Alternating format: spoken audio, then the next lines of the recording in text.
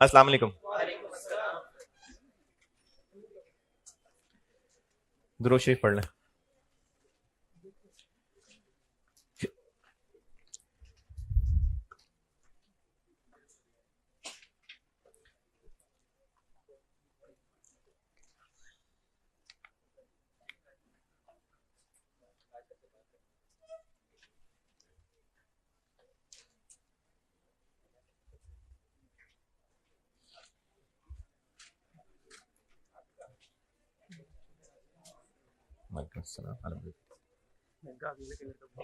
नहीं नहीं, आपको सब सारी दुनिया देख रही है, आपको कैमरा ऑन है। अच्छा,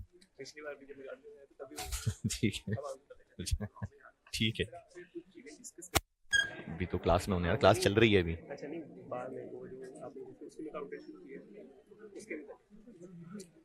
अगर इधर ही हो तो मैं 12:15 फारिग होऊंगा, नहीं तो मैसेज पे, कॉल पे, वॉइस मैसेज पे।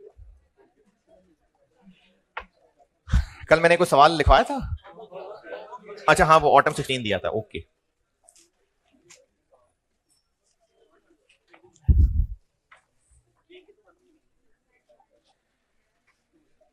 अच्छा ये सुन लें भाई, ऐसी वो बीच में बात ही रुक गई थी। कुछ याद भी नहीं होगा मैं आखिरी कहां तक पहुंचा था, मुझे भी नहीं याद। वालदेन हैं। हाँ जी, सबर मेरे ख्याल में बात कर रहा था, डेथ वाली बात कर रहा था। हाँ।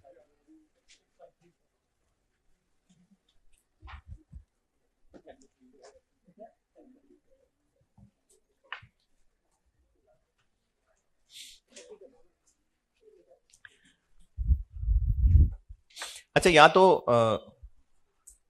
हम जो भी एक्शन ले रहे होते हैं उसके नतीजे में, जैसे अगर पेपर मेहनत करके पेपर दिए थे तो उसका रिजल्ट, और भी कोई काम अगर कहीं किसी कंपटीशन में हिस्सा लेना था तो उसका रिजल्ट, तो इंसान जो भी एक्शन करता है ना उसके नतीजे में जो होता है, थोड़ी मुश्किल बात होगी। खाना खाना ये एक्शन है, उसके नतीजे में भूख का मिटना, ये मैं बताना चाह रहा हूं। आपका मेहनत करके पेपर देना, उसके नतीजे में पास होना, या चलो मैं इसको भी ऐसे कह लूं कि मेहनत करके पेपर पास करना, उसके नतीजे में आगे कोई करियर बनना। तो ये जो एक्शन लेना है ना, ये इंसान के बस में है, तभी तो उसका टेस्ट है। लेकिन उसके नतीजे में जो होना है ये अल्लाह की मर्जी। और जब इंसान ये यकीन कर लेता है तो ही अपनी की हुई किसी मेहनत का सिला अच्छा मिलने पे गरूर में नहीं आता, और अपनी की हुई मेहनत ना मिल पाने पे मायूस होकर खुदकुशी नहीं कर लेता। क्योंकि मोमिन का कॉन्सेप्ट ये है, मुस्लिम 7500 सैयदना सुहैब रज़ियल्लाहु अन्हु से रवायत है, रसूलुल्लाह सल्लल्लाहु अलैहि वसल्लम ने फरमाया, मोमिन का मामला भी अजीब है। बेशक उसके हर मामले में उसके लिए खैर है, और ये सिर्फ मोमिन ही के लिए है। अगर उसे खुशी पहुंचे तो वो शुक्र अदा करता है। अच्छा, उसके शुक्र अदा करने में ये एक्सेप्टेंस है कि मेरा कोई कमाल नहीं है, जो उसके लिए खैर है। और अगर उसे तकलीफ पहुंचे तो सब्र करता है, जो उसके लिए खैर है। क्योंकि अगर आप बाइक पे या किसी सवारी पे जा रहे थे और रास्ते में एक्सीडेंट हो गया, उसके नतीजे में चोट लग गई, जख्मी हो गए, अब इसमें चाहे उसका रीजन आपकी अपनी नाअहली बना, चाहे कोई एक्सीडेंट बना, यानी आप सही थे, कोई और आके गाड़ी लग गई, आपकी तो गलती नहीं है, या आपकी अपनी गलती थी, अल्लाह ने सिर्फ इसको कनेक्ट किया, एंड रिजल्ट क्या निकला कि आपको जख्मी होना था। ये अल्लाह की तरफ से जख्मी होना था। हाँ, अगर अपनी गलती की वजह से हुए या किसी, नहीं मैं लंबी बहस छेड़ने लगा, नहीं बस आपको हदीस सुनानी थी, वही सुनानी थी कि मोमिन का मामला भी अजीब है। उसको कोई खुशी पहुंचती है तो शुक्र करता है, और तकलीफ पहुंचती है तो सब्र करता है। इन दोनों एक्शंस में ना मोमिन ये शो कर रहा होता है कि अल्लाह जी, मेरा काम सिर्फ करना था, मैं आपकी रजा में राजी हूं। अच्छा हो गया तो आपका शुक्र है, अच्छा नहीं हुआ आपकी मर्जी, मैं राजी हूं। जी, लंबी कहानी में ना चले जाना। हाँ जी, पास्ट या फ्यूचर के लिए जज्बाती कर देते हैं ना आप लोग, फिर मुझे पढ़ाना मुश्किल हो जाता है। देखें, अगर आपने कोई एक्शन लिया और उसके नतीजे में एक तकलीफ आ गई। आपको ये जरूर सोचना पड़ेगा कि मेरी क्या गलती हुई थी। अच्छा, दिल में यकीन ये चल रहा है कि होना यही था, लेकिन अच्छा मेरी कोई गलती हुई थी, ठीक है मैं वो गलती आंदा नहीं करूंगा। क्योंकि ये मतलब नहीं है कि आप आंखें बंद करके आइंदा से चलाना शुरू कर दें कि एक्सीडेंट होना होगा तो हो जाएगा, नहीं होना हो तो नहीं होगा। ये नहीं है करना अलाउड। आंखें खोल के अपनी तरफ से असबाब पूरे लेना जरूरी है, फर्ज है हमारे पे। अगर आप आंखें बंद करके चला रहे होंगे और किसी को चोट लग जाएगी तो गुनाहगार हो जाएंगे। ये नहीं कह सकते कि तुम्हें तो चोट लगनी थी। आपको कैसे पता उसको चोट लगनी थी? आपको तो आपके एक्शन की सजा मिल रही है। तो इसलिए अगर हमसे कोई गलती हुई और उसकी एक तकलीफ पहुंची, तो पहला हमारे जहन में यही आएगा कि हाँ हमसे कोई गलती तो हुई है, आइंदा के लिए हाँ उसको सुधारना है, बिल्कुल सुधारना है। गलती हुई है उसकी तलाफी करनी है, लेकिन दिल में यकीन ये है कि होना ये था, अच्छा मेरी गलती हुई है आइंदा मैं ना करूं। क्योंकि अगर वो ये सोच रहा है ना कि हाँ I could have avoided this, ये उसकी तकदीर का ईमान खराब हो गया। एक और हदीस है, इसका मफहूम ये है कि तकदीर के ऊपर ईमान की बात है कि जो हुआ है वो होके ही रहना था, और जो नहीं हुआ वो हो ही नहीं सकता था।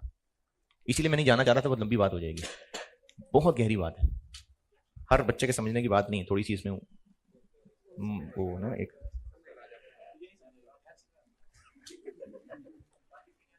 हमारा, हाँ बाकी सीनियर्स हैं वो आपकी हेल्प कर देंगे, सीनियर्स तो है ही हैं।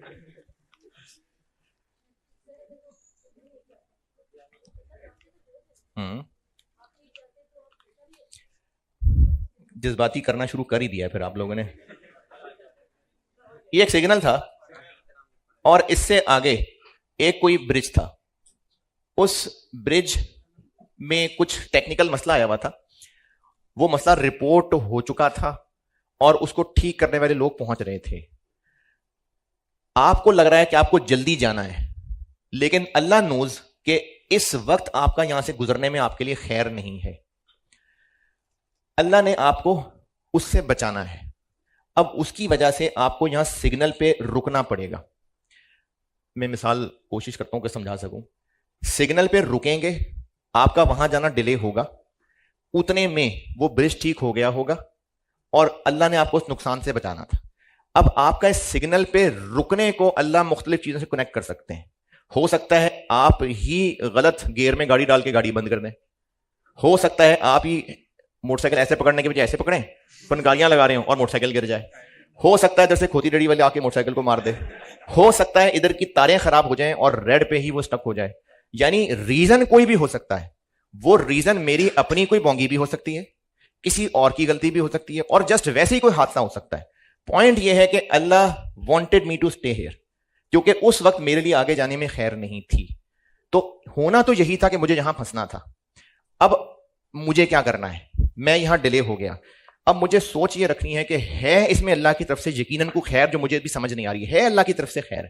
हाँ, साथ ही साथ मुझे ये भी चेक करना पड़ेगा कि अच्छा मैंने कहीं गाड़ी गलत तो नहीं चलाई थी, गलत चलाई थी, अच्छा आइंदा मैं ठीक चलाऊंगा।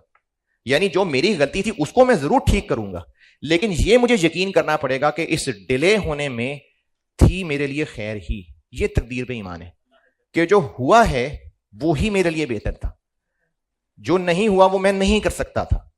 तो ईमान बस ये है कि अल्लाह के हर मामले में ना होती खैर ही है। मुझे समझ आ रही है ठीक है, नहीं समझ आ रही कोई बात नहीं। साथ ही साथ जो हमारे करने वाले काम में हमसे गलती हो रही थी वो सुधारनी है। यानी इस वजह से कि चूंकि देखा मेरी बाइक मैंने गलत चलाई थी ना, उसकी वजह से मैं यहां रुका और वो मेरी खैर हुई, तो आइंदा भी बाइक गलत चलाऊंगा नहीं, ये नहीं करना। मैंने अपने काम ठीक रखने हैं। तो अगर हमने कोई तकलीफ पहुंची तो उस तकलीफ पहुंचने की रीजन अगर हमारी कोई गलती है, आइंदा उसको जरूर ठीक करना है। लेकिन यकीन ये रखना है कि जो भी हुआ है उसमें इवेंचुअली खैर ही। ये हमारा ईमान है। बस मैंने वो इस सेक्शन में सुनाई थी वो बादशाह और वजीर वाली है? नहीं लंबी बात नहीं है, क्लास पढ़ाना मैं, बड़ा गहरा पॉइंट पढ़ाना है। ये नहीं कि सर लंबी कहानी सुना, छोटी सी कहानी है। नहीं छोटी समरी बताऊंगा बस। एक वजीर था, बादशाह का बड़ा क्लोज वजीर था और हर मशवरे में उसके साथ ही होता था। तो वो ना उसका एक तकिया कलाम था, वो हर कुछ भी हो जाता था ना वो कहता था जी ये है, सुनाई थी ना।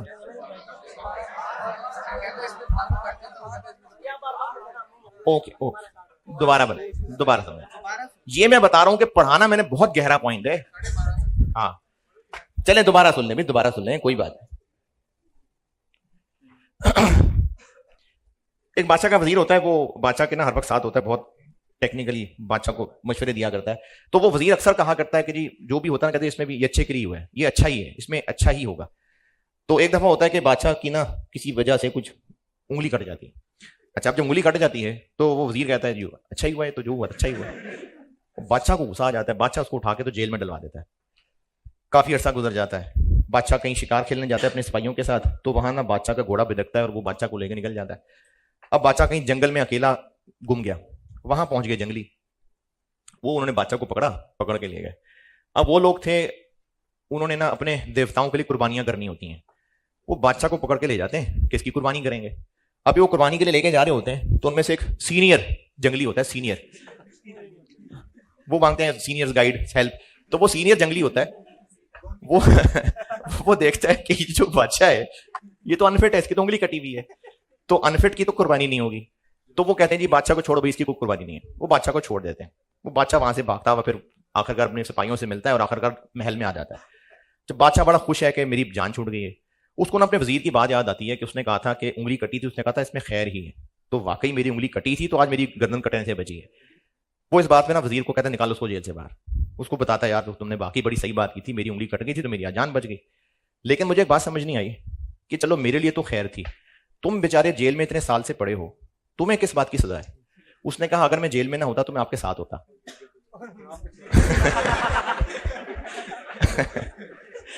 तो आप अनफिट है, मैं तो नहीं हूं, तो फिर मेरी कुर्बानी हो जानी थी। तो इसलिए ना हमारा ईमान ये है कि जो हुआ है ना उसमें खैर ही है। हाँ, उसमें हमें ये जरूर देखना चाहिए कि हमारी कोई गलती थी, अगर गलती थी तो आइंदा उसको ठीक कर लें। लेकिन अगर ये कहे ना कि मेरी चूंकि गलती थी इसलिए मैं ये हासिल नहीं कर सका, वरना मैं हासिल कर लेता, यहां पे इंसान तकब्बुर में जाना शुरू हो जाएगा। तो इसलिए जो हुआ है वो होके ही रहना था, और जो नहीं हुआ वो हो ही नहीं सकता था। मैं ना एक दफा जवानी की बात है, क्लीन शेव पप्पू सा बच्चा होता था, तब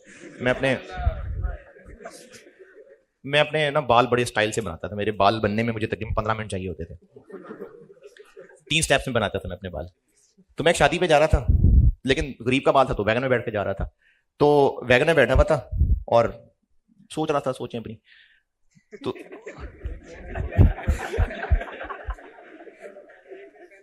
है हाँ, मतलब कुछ ना कुछ होगा, दिमाग में चल रहा होगा। तो अब उस वक्त मेरे लिए उन सोचों से हटना या मुझे कुछ और सोचना शायद एक जरूरी काम था। वो हुआ यह कि मेरे सामने बैठे हुए ना 2 बंदे लड़ पड़े, और वो लड़ पड़े और गालन गलोच से बात हाथापाई तक पहुंची, और एक ने जाना वो मुक्का घुमाया, वो मुझे लग गया। अच्छा, उसने माफी मांग ली, लड़ाई खत्म हो गई। लेकिन मुझे एक बात रियलाइज हुई कि मुझे मुक्का पड़ना था। मैं खुद भी लड़ सकता था, नहीं बैठे बैठे पड़ गया। तो वो जो उस वक्त शायद सोचें चल रही थी, शायद उनमें एक वेकअप कॉल आनी थी। तो इसलिए जो हुआ है वो होके ही रहना था, और जो नहीं हुआ वो नहीं हो सकता था। तो ये हमारा तकदीर पे ईमान है। और अब केस 2 में ईमान लाते हैं। केस 2 में मैंने आपको पॉइंट 5 लिखवाना है।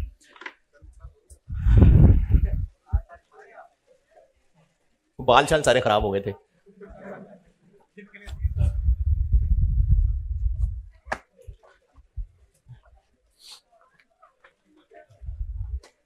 ये जो जगह छोड़ी भी मैं पॉइंट 4 तक पहुंच गए थे, अब आगे पॉइंट 5 बता रहा हूं। अच्छा हाँ, ऑटम 16 होमवर्क, उसमें इक्विवेलेंट प्रोडक्शन नहीं, क्वांटिटी स्केड्यूल में बताएं, कुछ पूछना है तो। इक्विवेलेंट प्रोडक्शन, नॉर्मल लॉस में नहीं मसला, चलें ठीक है। पार्ट ए और पार्ट बी कहा था करने को। मेरे मतलब मैं खुद से सोचूं तो मुझे उसमें कोई ऐसी खास बात लग नहीं रही बताने वाली। आपने कुछ पूछना है तो पूछें जिन्होंने किया है।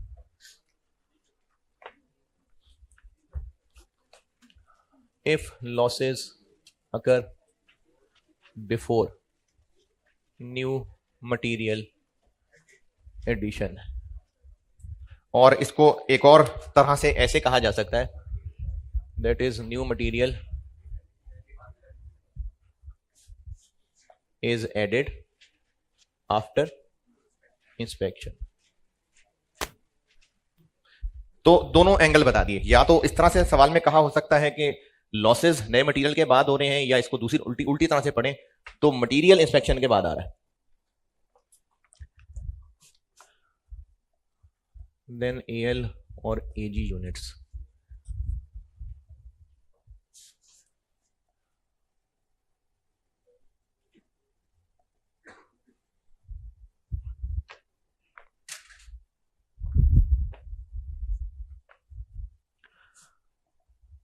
अच्छा, अब ना ये काफी गहरी बात है, समझ आ गई तो ठीक है, नहीं तो करना तो ऐसी है जैसे बना के दूंगा। समझा मैं जरूर रहा हूं लेकिन बात गहरी है,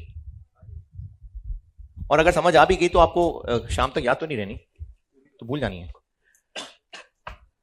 अगर लॉसेस नए मटेरियल से पहले हो गए तो वो तो फीका ही दुनिया से चला गया ना, रंग तो नहीं देख सका। तो नए मटेरियल कॉस्ट के डिनोमिनेटर में एएल एजी के यूनिट्स नहीं आएंगे। कन्वर्जन वाले कॉलम में जैसे पहले होता है वैसे ही होगा।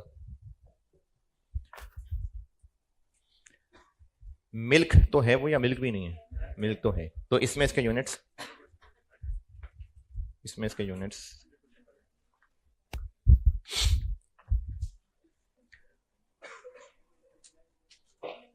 कितना दूध लाए थे जी? 300 किलो, जो कि हमें पड़ रहा था 80 रुपए किलो वाला, और फ्लेवर दैट किए थे 100 किलो 7,000 रुपए के। और नहीं खैर है, लॉस कर लेते हैं 40 केजी, तो आउटपुट हो गया 360 केजी।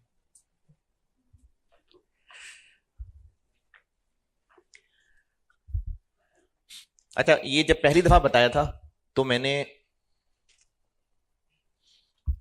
चलो भाई उसको मैं क्यों निकालूं, कन्वर्जन भी डाल ले 10,000।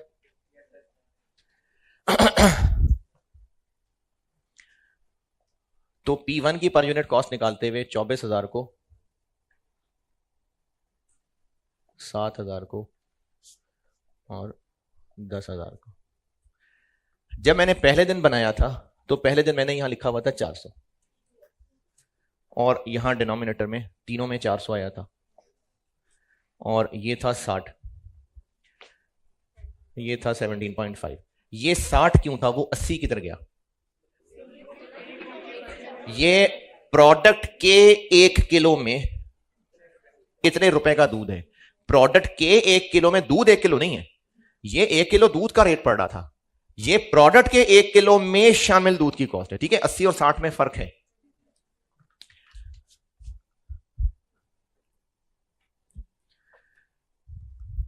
न्यू मटेरियल इज एडेड जब प्रोसेस 80% कंप्लीट होता है, और ये जो लॉस हुआ ये 50% पे ही हो गया, ये 50% पे ही हो गया। तो इसके डिनोमिनेटर में 360 प्लस 20, 40 का 50। न्यू मटेरियल लग गया था इन 40 किलो पे? नहीं, इसके डिनोमिनेटर में सिर्फ 360। दूध तो ये था कि नहीं था? था। और इसके डिनोमिनेटर में 360 और 40।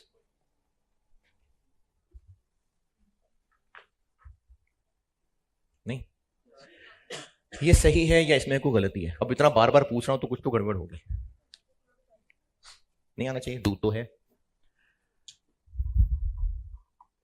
यहां 40 आएगा? नहीं, ये ठीक है। यहां 20 आएगा? ठीक है। दूध तो ये है, तो 24,000 डिवाइडेड बाय में 40 आना चाहिए या नहीं? दूध तो ये है। नहीं, ये जो हमने कैलकुलेशन की है ये उस प्रोडक्ट के 1 किलो की कॉस्ट निकाल रहे हैं, उसमें इतने रुपए का दूध है, जबकि जो 40 किलो जा रहा है ये तो सारा का सारा दूध है, या ये प्रोडक्ट है? ये दूध है। तो ये जो 40 किलो है ये सारा का सारा ये 80 रुपए वाला है या 60 वाला है? ये 80 वाला है। हम जो ये वाली पर यूनिट कॉस्ट निकाल रहे हैं, पर किलो कॉस्ट, ये हमने किस पे अप्लाई करनी होती है? कंप्लीटेड यूनिट्स पे। तो ये तो कंप्लीट है ही नहीं, ये सिर्फ दूध है, इसमें तो फ्लेवर ही नहीं डाला हुआ। तो यहां जो हम पर केजी कॉस्ट निकाल रहे हैं ये इस पे इस्तेमाल होनी चाहिए। ये बात मेरी दोबारा सुने, गहरी बात है, समझ आ गई तो ठीक है, नहीं तो करना ऐसे ही है जैसे मैं यहां बना के दूंगा। हमने ये जो कॉस्ट निकालनी होती है ना, ये प्रोडक्ट के 1 किलो की कॉस्ट है। अगर दूध और इसमें फ्लेवर भी ऐड हो गए होते तो ये फ्लेवर्ड मिल्क ही है जो जाया हो रहा होता, तो हम उस पर जरूर 60 रुपए का रेट लगाते, क्योंकि जो जाया हो रहा है, अगर 40 किलो जाया हो रहा है तो इसमें दूध भी है, फ्लेवर भी है, यानी 30 किलो दूध है इसके अंदर और 10 किलो फ्लेवर है। उस पर हम जरूर ये वाले रेट लगा लेते जो कल पढ़ा था कि लॉस बाद में हो रहा है। कल जो किया था लॉस नए मटेरियल के बाद हो रहा था, तो वो लॉस दूध का लॉस था या फ्लेवर्ड मिल्क का लॉस था? तो उसमें हम जरूर ये काम करते। उस 1 किलो लॉस के अंदर इतना दूध होता, इतना फ्लेवर होता, लेकिन अब ये फ्लेवर से पहले जाया हो रहा है, तो ये 40 का 40 किलो दूध ही है, यानी ये 40 किलो ये 80 रुपए वाला ही है। तो ये जो हम लोग कॉस्ट्स निकालने लगे हैं वो इसके लिए नहीं है काम की। जब इसके लिए ये हमें यूज ही नहीं करनी तो इसकी कैलकुलेशन के डिनोमिनेटर में 40 लिखने चाहिए? नहीं लिखने चाहिए।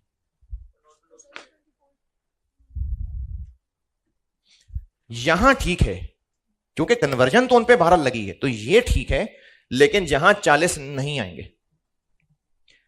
क्यों नहीं आएंगे? क्योंकि बेशक मैंने ऊपर दूध की कॉस्ट लिखी हुई है, लेकिन इसका जो आंसर निकलने लगा है वो प्रोडक्ट के 1 किलो की कॉस्ट निकलने लगी है, जबकि ये प्रोडक्ट नहीं है, ये सारा दूध ही है। तो इसका आंसर ये वाला ये यहां रेलिवेंट नहीं है। तो जब हमने इस 60 रुपए को यहां यूज ही नहीं करना तो फिर इसकी कैलकुलेशन में सारी कॉपीज बांटी हैं, डिवाइडेड बाय कॉस्ट के बच्चों को बांटी हैं, डिवाइडेड बाय सिर्फ कॉस्ट के बच्चे, क्योंकि वो बांटी ही सिर्फ कॉस्ट वाले लोगों के लिए। वो कॉस्ट हम देख ही रहे हैं कि इन बच्चों को कॉपीज बांटने की कितनी कॉस्ट है, उसमें लॉ वाले बच्चे नहीं शामिल करने। तो हम जो पर यूनिट कॉस्ट निकाल रहे हैं, जब हमने ये वाली फिगर इसके लिए इस्तेमाल ही नहीं करनी तो फिर इसकी कैलकुलेशन के अंदर ये 40 किलो डिनोमिनेटर में भी नहीं आने चाहिए, तो इसमें ये नहीं आएगा। एक मिनट, अब इसका आंसर क्या बना? 66 पॉइंट। अब ठीक है, ये अभी भी गलत है। हाँ, ये अभी भी गलत है, क्योंकि अगर हम कह रहे हैं कि ये 40 किलो इसमें से है तो ये 40 किलो ये सारा का सारा दूध ही है, इसलिए हम डिनोमिनेटर में जब 40 नहीं लिख रहे तो उन 40 किलो का जो 24,000 के अंदर हिस्सा है फिर वो भी नहीं लिखेंगे। यानी ऊपर फिर हम 24,000 नहीं लिखेंगे, 24,000 में से ये माइनस कर देंगे। जब मैं यहां इस 40 किलो को ला ही नहीं रहा तो फिर न्यूमिनेटर में इस 24,000 में से ही तो ये है, तो फिर उसका न्यूमिनेटर से भी हिस्सा निकालेंगे। ये सही है। चलें, अगर चला भी गया तो डिनोमिनेटर यानी ईपी की कैलकुलेशन के अंदर P1 कॉलम में भी इसके यूनिट्स नहीं लिखने। और ये जो मैंने ये वाली बात बताई है, ये मैं कॉस्ट पर यूनिट की जो अंग्रेजी लिखवानी शुरू की थी उसमें बताता हूं। एक बात और कर लूं, यहां जब हम स्टेटमेंट ऑफ वैल्यूएशन निकाल रहे होंगे, ये क्या है answer? 57.78। Cost of completed units आएगा 360 किलो इनटू ये तीनों 57.78 प्लस और cost of abnormal loss units भी आएगा। नया मटेरियल इसमें लगा था? नहीं, कन्वर्जन तो लगी है 20 इंटू दूध लगा हुआ है कि नहीं है, P1 है 40 किलो इंटू 57 80। ये जो 40 किलो जाया हुए, दूध की कॉस्ट इतनी है उनके अंदर और कन्वर्जन की कॉस्ट इतनी है। तो स्टेटमेंट ऑफ ईपी बनाते हुए हमने एबनॉर्मल लॉस की लाइन के सामने यहां यूनिट्स नहीं लिखने, फिर कॉस्ट पर यूनिट निकालते हुए P1 की कॉस्ट न्यूमिनेटर में से ये फिगर माइनस कर देनी है, और स्टेटमेंट ऑफ एवेल्यूएशन बनाते हुए कॉस्ट ऑफ एबनॉर्मल लॉस लिखते हुए P1 वाली लाइन में ये कौन सा आएगा? ये नहीं आएगा, ये आएगा।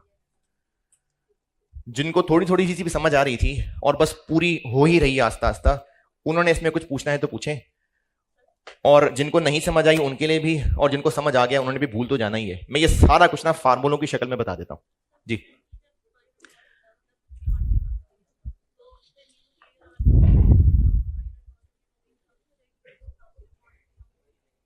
यानी 7,000, मैंने तो फिगर्स वही ले ली है ना, वरना असल में तो खर्चा 7,000 ही नहीं आएगा, कम आ रहा होगा, क्योंकि जब उनमें डल ही नहीं रहा फ्लेवर डल ही सिर्फ 360 किलो में रहा है, तो हाँ फिर वो 100 किलो नहीं आया होगा। मैं तो सेम फिगर्स लेके चल रहा था ना, वरना असल में फिर ये 100 किलो नहीं डलेगा, हो सकता है 90 किलो डले। जी क्या बात, आप इस 7,000 की बात कर रही हैं या डिनोमिनेटर? क्या देखें, मैंने चूंकि सेम डेटा लेके बात की है इसलिए मैं इसको स्टिल 100 किलो ही कह रहा हूं, वरना प्रैक्टिकली जब ये 40 किलो दूध जाया हो ही गया, पीछे मशीन में रह ही 360 किलो गया, 260 किलो रह गया, तो फिर फ्लेवर भी तो उसमें से कम ही डलेगा ना। असल में फिर 100 किलो नहीं डल रहा होगा, असल में होगा, लेकिन आपको तो डेटा दिया होगा सवाल में, यानी हम कौन सा वहां खड़े होकर इसको खुद पका रहे हैं। वैसे कॉन्सेप्चुअली बता रहा हूं कि हाँ असल में अब फिर ये 100 किलो नहीं डल रहा होगा, फिर ये 100 किलो से कम ही डल रहा होगा, लेकिन आपको ये फिगर्स गिवन होंगी और मैं सेम फिगर्स लेके चल रहा था, इसलिए मैंने यहां 7,000 ही रहने दिया है। अच्छा, अब ना इन सारी बातों को न सवाल में कैसे करना है उसके लिए कुछ लिखवा देता हूं। एक तो 0.5 ये डन, ईपी कॉलम में यहां भी नहीं आने इसके यूनिट्स, यहां भी नहीं आने। फिर टिप्स पर कॉस्ट पर यूनिट में आते हैं।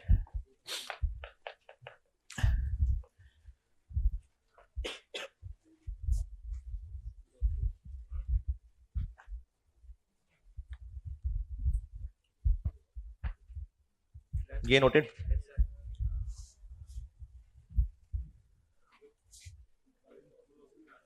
क्या चीज? हाँ मैं भी करता हूं बात, नॉर्मल लॉस की करता हूं।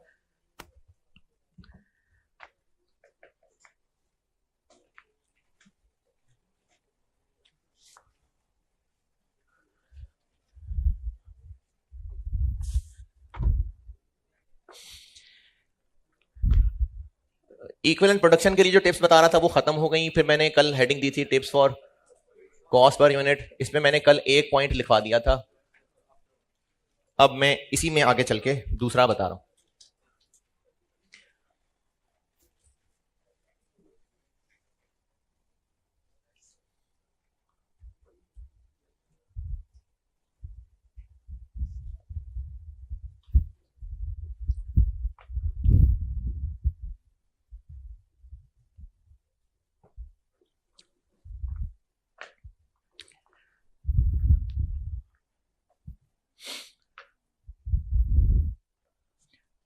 ये न्यूमरेटर में से ये जो माइनस करना है, और फिर स्टेटमेंट ऑफ एवेल्यूएशन में कॉस्ट ऑफ एबनॉर्मल लॉस में ये जो 780 लिखना है, ये दो बातें मैं आपको यहां अंग्रेजी में समझाने की कोशिश कर रहा हूं।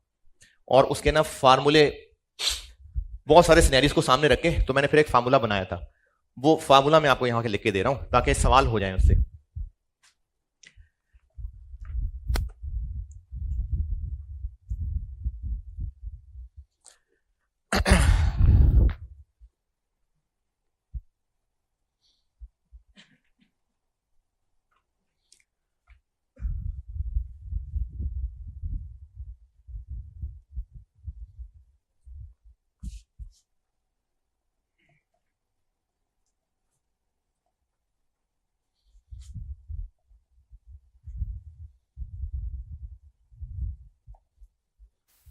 चाहे फाइफो मेथड हो चाहे एफको मेथड हो, कॉस्ट पर यूनिट में करंट पीरियड कॉस्ट तो लिखते ही है ना।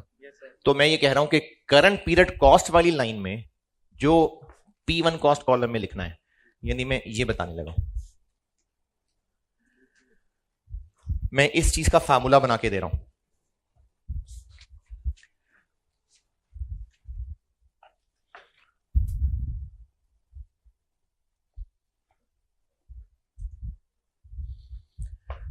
300 kilo minus actual loss, abnormal नहीं एक्चुअल लिखा है मैंने, 40 किलो इनटू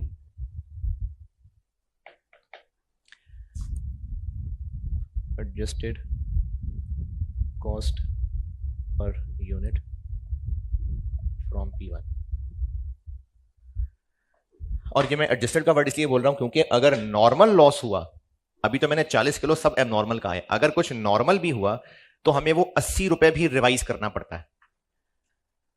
इन 40 किलो में अगर सारा का सारा एबनॉर्मल है तो फिर 80 रुपए ही है, लेकिन अगर उसमें कुछ नॉर्मल भी हुआ तो फिर 80 रुपए भी नहीं, वो भी रिवाइज करना पड़ता है, इसलिए मैंने इसको एडजस्टेड कॉस्ट पर यूनिट कह दिया। अभी फिलहाल इस मिसाल में 300 किलो माइनस 40 किलो यानी 260 किलो इनटू 80 रुपए। लेकिन अगर नॉर्मल लॉस भी हुआ तो फिर ये 80 नहीं रह जाएगा, थोड़ा चेंज हो जाएगा। अब ये चेंज कैसे हो जाएगा, ये हो जाएगा ऐसे चेंज।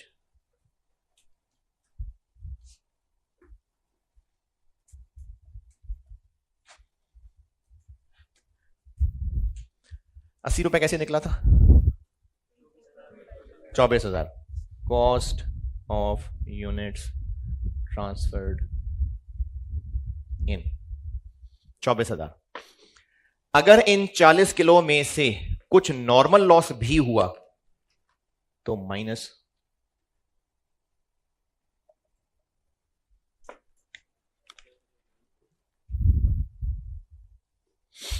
अच्छा, ये जो मैंने सारा गहरा कॉन्सेप्ट बताया ना, उस सारी गहराई को मैंने इन फार्मूलों में समेटा हुआ है कि सवाल में आंसर ठीक निकला है। ये मैंने उसके फार्मूले बनाए हुए हैं।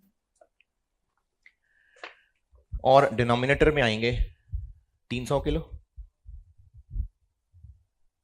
माइनस अगर इन 40 किलो में कोई नॉर्मल लॉस के यूनिट्स हैं तो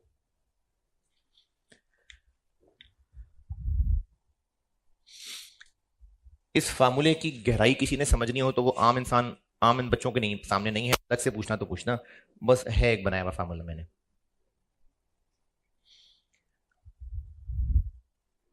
इसका जो आंसर निकलेगा ये वो है।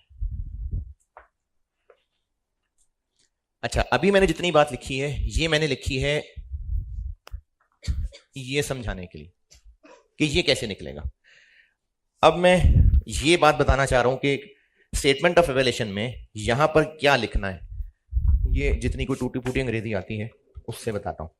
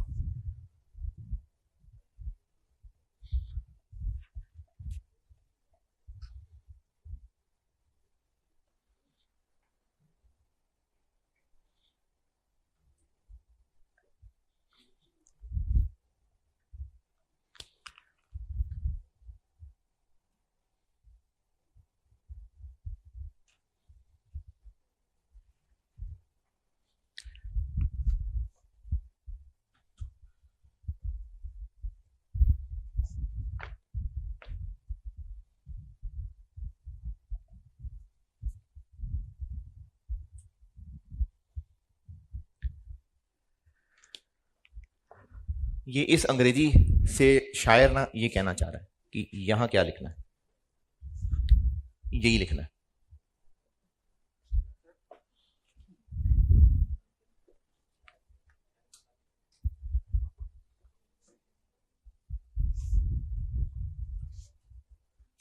ये जो फॉर्मूला लगा के आंसर निकाला है यही इधर मल्टीप्लाई किया ना, यही स्टेटमेंट ऑफ इवैल्यूएशन में कॉस्ट ऑफ ALAG के अंदर P1 के साथ लिख के ब्रैकेट में अंदर ये लिखना। क्या जी, वो तो मैंने भी किया नहीं ना, अभी मैंने सवाल में नॉर्मल लॉस नहीं लिया तो इसलिए ये भी 80 है और ये भी 80 है। अगर नॉर्मल लॉस होता तो इसका आंसर लेट्स से 78 आ जाता, 82 आ जाता, तो ये भी मैं 82 लिखता और इधर भी 82 लिखता। हमने उस दूध की कॉस्ट को चेंज कर दिया। अब वही दूध की revised cost current period cost के लिए भी इस्तेमाल होगी और वही उन एबनॉर्मल लॉस यूनिट्स में दूध की कॉस्ट के लिए भी इस्तेमाल होगी। क्वेश्चन करते हैं तो फिर फिगर से समझ आएगा।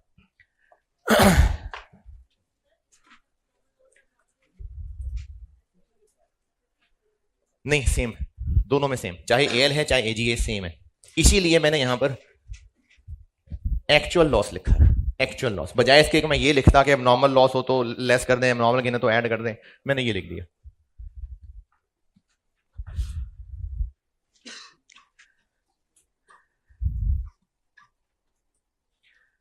यहां तक लिखा।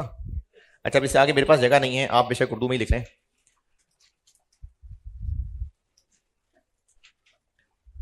कि इस फार्मूले में हमने यहां से इसको लेस कर दिया ना, ये तो अब जो ऑफिशियली कॉस्ट पर यूनिट की वर्किंग कर रहे होंगे उसमें P1 कॉलम में से इसको फिर से लेस नहीं कर देना। यहां कर जो लिया, बस जबानी याद हो गई बात। दोबारा ये जो रिवाइज्ड 80 रुपए की जगह 82 रुपए निकाला, इसमें हमने नॉर्मल लॉस की स्क्रैप वैल्यू कर ली है माइनस। तो जो ऑफिशियल कॉस्ट पर यूनिट की वर्किंग है उसमें अभी तक हम P1 कॉलम में से माइनस करते थे स्क्रैप वैल्यू नॉर्मल की, वो अब दोबारा माइनस नहीं कर देनी। वंस मोर, चले फिर सवाल कराता हूं ना, उसके बाद ये लिख लेना। कितनी जगह बची रह गई? बस ये अब आपका नेट प्रॉफिट है। ये जो जगह छोड़ी थी मेरी तरफ से फारिग है। आपने अपने आप को कुछ और कहानियां सुनानी है इसमें तो लिख लें, मेरी तरफ से ये जगह फारिग है। और अब लिखें सवाल।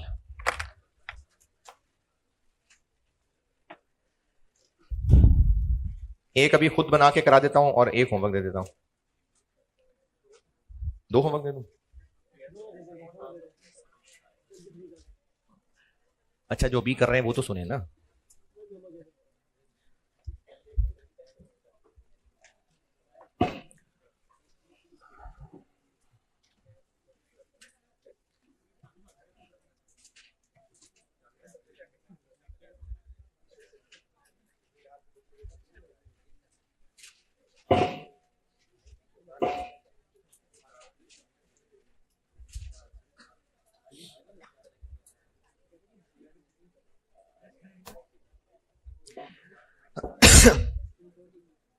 Following information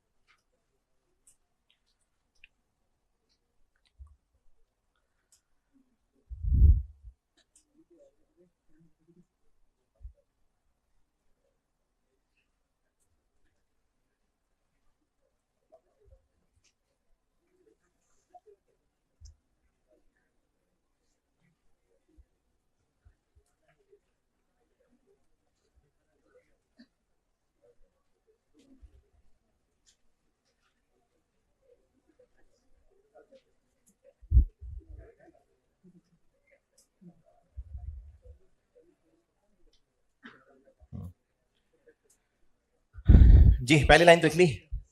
opening work in process लिखें। Opening work in process 3000 units हैं। 3000 यूनिट्स 40% कंप्लीट,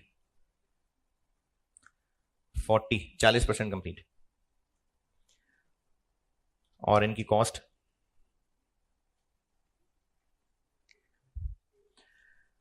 P1 कॉस्ट 120,000, 1,20,000। और conversion cost 60,000, 60,000। Current month data लिखे, current month information cost of units transferred in, cost of units transferred in 21 lakh, 2.1 million, 2.1 million, और bracket में लिखिए 70,000 units, 70,000 units. New material cost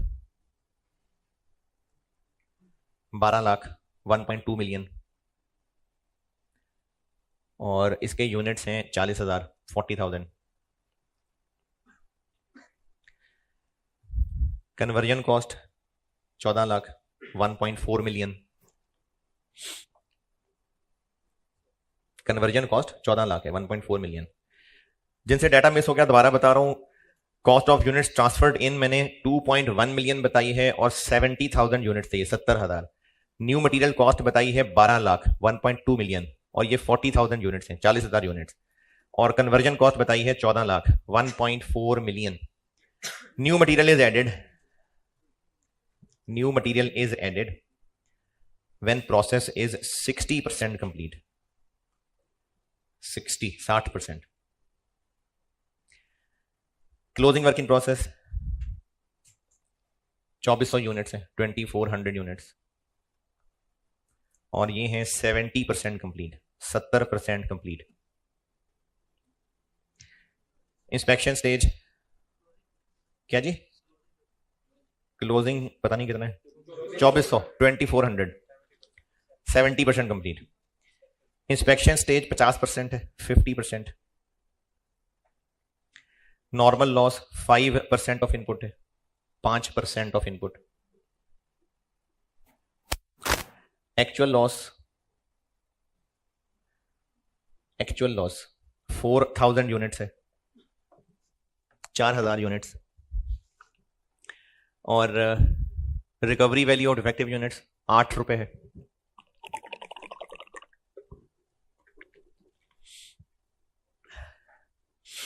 और चलो मेरे ख्याल में पिछले 2-3 दफा से FIFO कर रहे थे, तो वेटेड एवरेज है।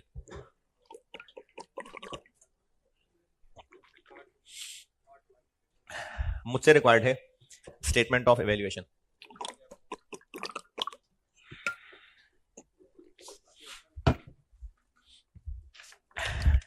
और एक सवाल होमवर्क है आपका, एक सवाल होमवर्क भाई, स्प्रिंग 2022 अटेम्प्ट का सवाल है, स्प्रिंग 22। ये मेरी बुक में 5वां-6वां सवाल होगा शायद। क्वेश्चन 4 बीजिंग के नाम से ना, ये होमवर्क है।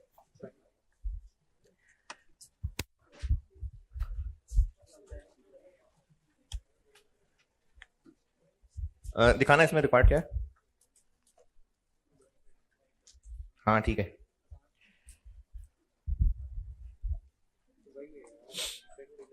ठीक है। ये मेरी बुक में क्वेश्चन 4 है, स्प्रिंग 22 बीजिंग लिमिटेड। ये सवाल रिक्वायर्ड है, 6 और 8 14, ये सवाल रिक्वायर्ड है, होमवर्क है।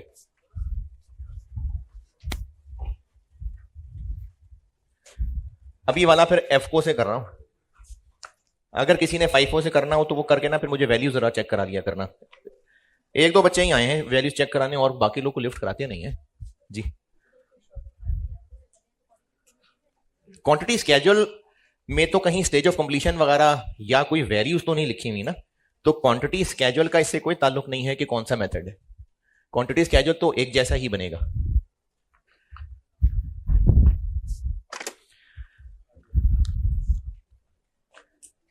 क्वांटिटी स्केड्यूल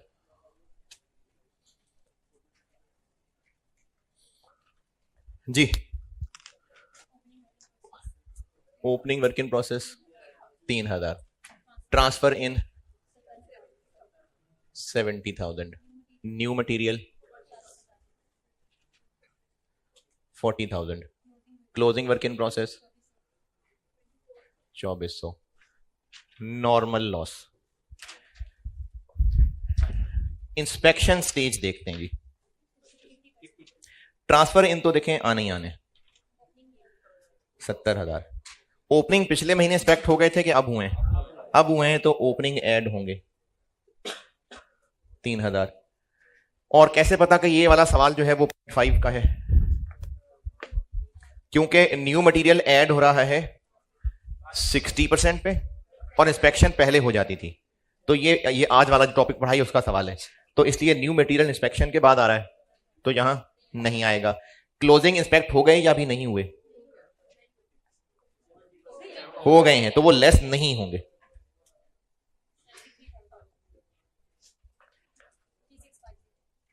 ये नॉर्मल लॉस यूनिट्स आ गए।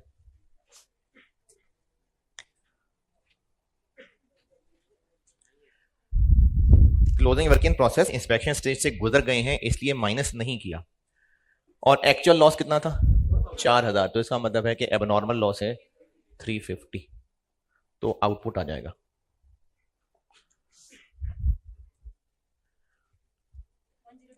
106600।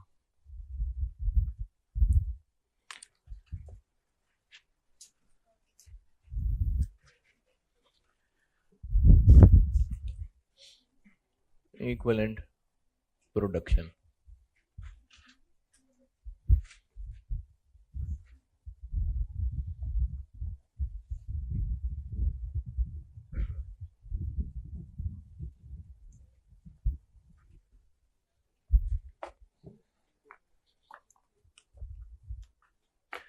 वेटेड एवरेज से कर रहा हूं। 106600, तीनों कॉलम्स में पूरा पूरा।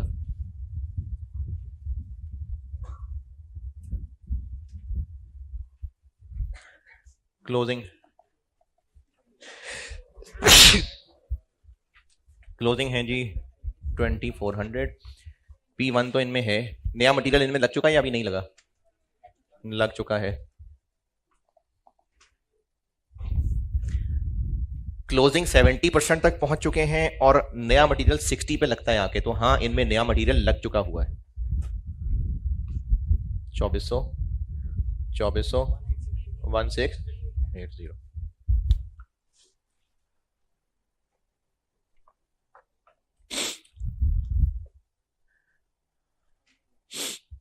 Abnormal loss 350।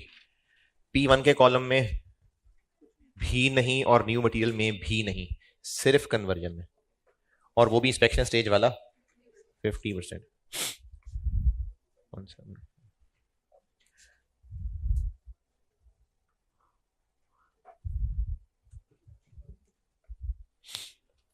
अच्छा, अभी तक देखें बहुत सारा रश मच गया, मैं कुछ मेन चीजें दोहराता हूं।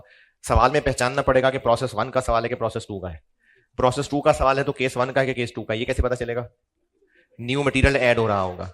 और केस 2 का सवाल है तो फिर मसला सिर्फ लॉस का है, ये पहचानना पड़ता है कि लॉस इंस्पेक्शन से नहीं, न्यू मटेरियल से पहले है या बाद में, तो उससे फर्क पता चलता है। तो ये चीजें एहतियात से सवाल में ढूंढने से ही मिलेंगी। और उसके बाद इनका टोटल कर लेंगे 109 455।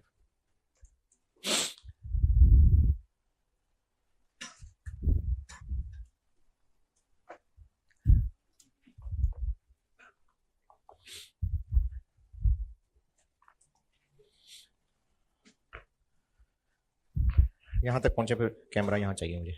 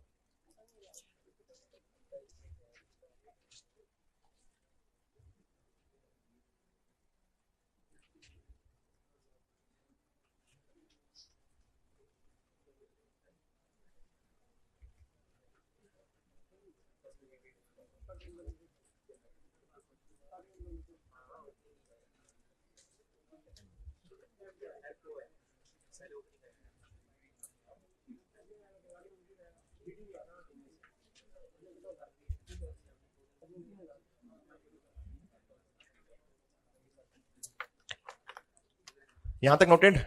चलें, cost per unit.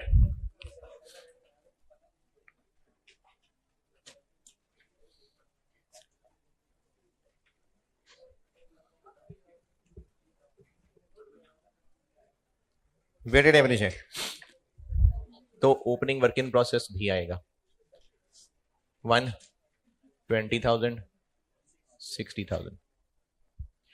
Current period cost ये 12 लाख, ये 14 लाख, और इसके लिए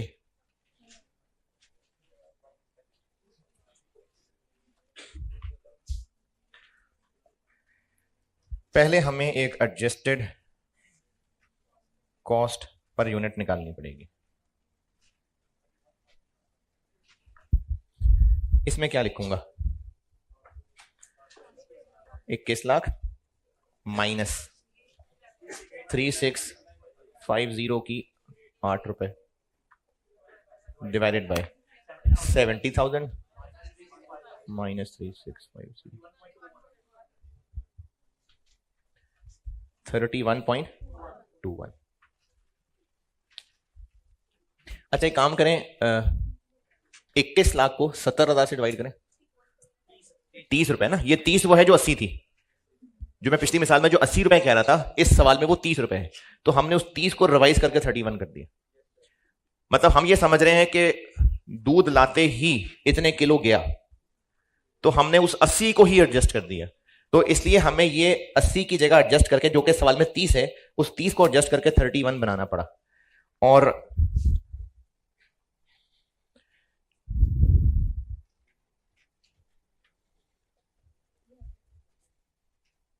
यहां पर हमें क्या लिखना है? 70,000 माइनस 4,000 इंटू 31.21 2059860। ये यहां पर आएगा।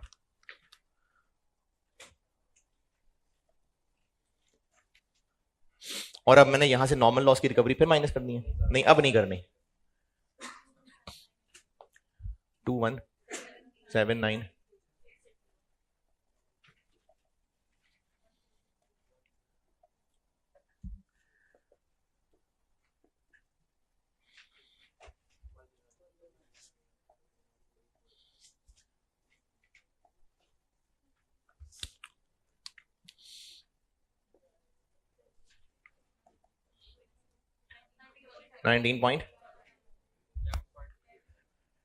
19.9 11 पॉइंट क्या हुआ?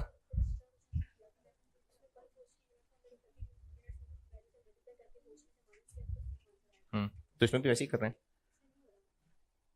क्योंकि उसमें मैंने मिसाल में रखे ही सिर्फ 40 किलो एबनॉर्मल के एबनॉर्मल थे। अब आप सिर्फ एबनॉर्मल माइनस कर रही होंगी शायद।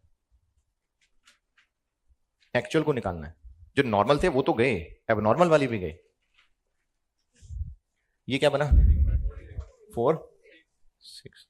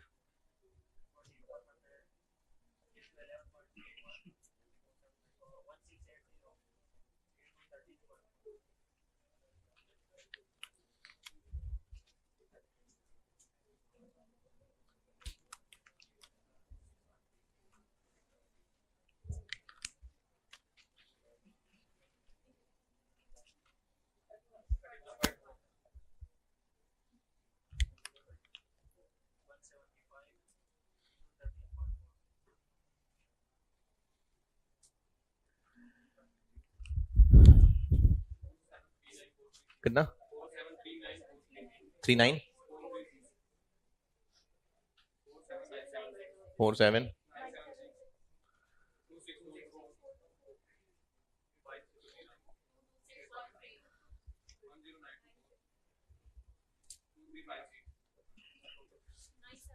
1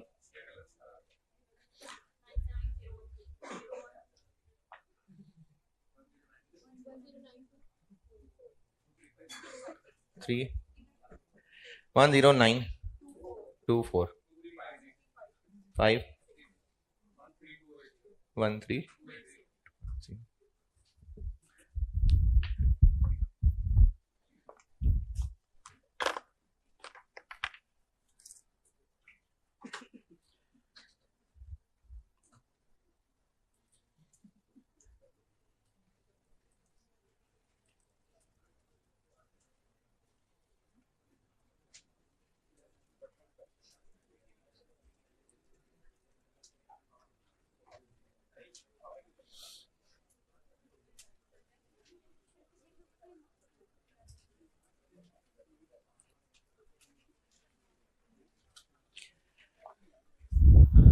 स्प्रिंग 22 होमवर्क करके आना यार। ठीक है, अल्लाह हाफिज।